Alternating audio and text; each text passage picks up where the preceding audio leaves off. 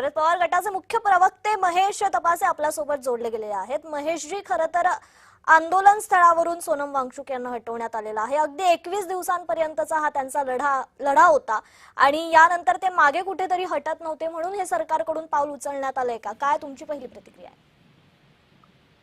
महात्मा गांधींनी उपोषणाचा मार्ग स्वीकारून देशातनं ब्रिटिश राज्य संपुष्टात आणलं आणि लोकशाही प्रस्थापित केली। आता ह्या सरकारने 2014 पासून लोकशाही तर पूर्ण मारून टाकली आणि मोगलाई आणलेली आहे। म्हणजे त्याच्यापेक्षाही वाईट दिवस आता आपल्याकडे देशामध्ये सुरू झालेले आहेत। वांगचुक सारखा एक श्रेष्ठ व्यक्तिमत्व यांनी शिक्षण क्षेत्रामध्ये भरभरीव अशी कामगिरी केलेली आहे।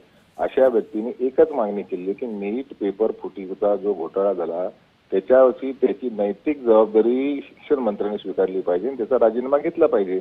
आता हजारो लाखो विद्यार्थ्यांचं भवितव्य धोक्यामध्ये, अनेक विद्यार्थ्यांनी आत्महत्या केली, त्याला जबाबदार कोण आहे? आणि सरकार जर ऐकत नसेल, सरकार जर त्याची संवेदनाहीन झालेला असेल, तर मला वाटतं वांगचुक जो मार्ग स्वीकारला तो देशातले सर्व युवा देखील स्वीकारतील आणि एक जन प्रक्षोभन आणि एक जन आंदोलन पूर्ण देशामध्ये उभा राहिल्याशिवाय राहणार नाही। काल अचानक म्हणजे उद्या पार्लिमेंट सुरू होणार आहे सोमवारी, त्याची भीती कदाचित सरकारला आली असावी, म्हणून त्यांनी वांगचुकला उचलून त्या ठिकाणी हॉस्पिटलमध्ये नेण्याचा प्रयत्न केलेला आहे। आणि मला वाटतं की हे सगळे करण्यापेक्षा शिक्षण मंत्र्यांनी आलं पाहिजे होतं, शिक्षण मंत्र्यांचा राजीनामा घ्यायला पाहिजे होतं, त्याचे देशातले मोठे नेते अमित शहानी आलं पाहिजे होतं ना वांगचुकला।